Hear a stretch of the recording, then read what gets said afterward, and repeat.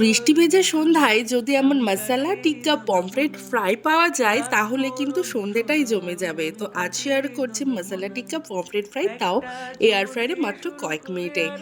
তার জন্য একটা বাটিতে কিছুটা পরিমাণে সাদা তেল নিয়ে হলুদ গুঁড়ো, লঙ্কার গুঁড়ো, কাশ্মীরি লঙ্কার গুঁড়ো, লবণ, জিরের গুঁড়ো, টিক্কা মশলা, গোলমরিচ গুঁড়ো, সামান্য একটু চিনি, একটু লেবুর রস, আর দিয়েছি সামান্য একটু টক দই, আর আদা বাটা আর রসুন বাটা দিয়ে ভালো মতো একটা পেস্ট আমরা তৈরি করে নেব। এবার আগে থেকে ভালো মতো ধুয়ে রাখা পমফ্রেট মাছগুলোকে এর মধ্যে দিয়ে দেবো। আমি দুটো মাছের পরিমাণ মতোই সব কিছু নিয়েছি, তোমরা তোমাদের মতো মাছের কোয়ান্টিটি হিসাবে সব ইনগ্রিডিয়েন্টসগুলো নেবে। মাছের গাগুলো হালকা একটু চিড়ে নিয়েছি, তাহলে ভেতরে ভালো মতো মশলাগুলো চলে যাবে। ভালো মতো ম্যারিনেশন করে 1 ঘন্টার জন্য আমি রেখে দিয়েছিলাম।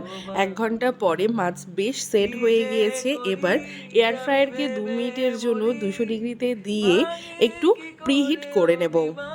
তোমরা চাইলে কিন্তু এই মশলা টিক্কা পমফ্রেট ফ্রাই অনায়াসে কড়াইয়ে করতেই পারো। তার জন্য কড়াই প্রিহিট করে নর্মাল সামান্য একটু অয়েল ব্রাশ করে মাছগুলোকে দিয়ে নিয়ে ঢাকা চাপা দিয়ে একদম লো ফ্লেমে রেখে দেবে। তাহলেই কিন্তু কিছুক্ষণ পরপর ওলট পালট করে ফ্রাই করলেই তৈরি হয়ে যায় মশলা টিক্কা পমফ্রেট ফ্রাই। তো এখানে আমি এয়ার ফ্রায়ারে করছি, তাতে আরও সময় কম লাগে আর একদমই জুসি আর ভীষণই টেস্টি হয় খেতে। তো আমি এখানে 12 মিনিটের জন্য 160 ডিগ্রিতে দিয়েছিলাম। তো 6 মিনিট পর মাছগুলোকে একটু উল্টে দেব। তোমরা তোমাদের এয়ার ফ্রায়ারের টেম্পারেচার ওয়াইজ সেট করে দেবে টেম্পারেচারটা, যে কততে দিলে সুবিধা হয়। তো মাছগুলোকে আমি উল্টে দিয়ে আবারও সেট করে দিয়েছি 6 মিনিটের জন্য। বাড়িতে কোনো গেস্ট এলো বা এমন ঝরঝরিয়ে বৃষ্টি পড়ছে, কি করবে ভাবছো? সন্ধ্যাবেলায় এরকম ফ্রিজে যদি পমফ্রেট মাছ থেকে অনায়াসে এই পমফ্রেট ফ্রাইটা ট্রাই করতে পারো, খেতে ভীষণই ভালো হয়।